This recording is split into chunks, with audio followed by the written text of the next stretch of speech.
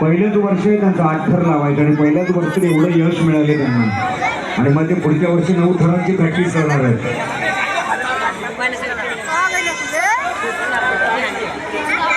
अंडी फोडायची हा.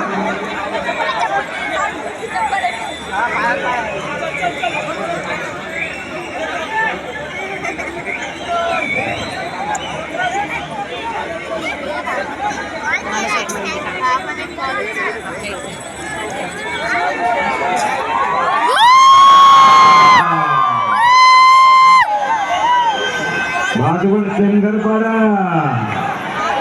या सुवर्ण क्षण तुमच्या कॅमेऱ्यात बंद करा. 2024 आमच्या सुमितदादा पाटील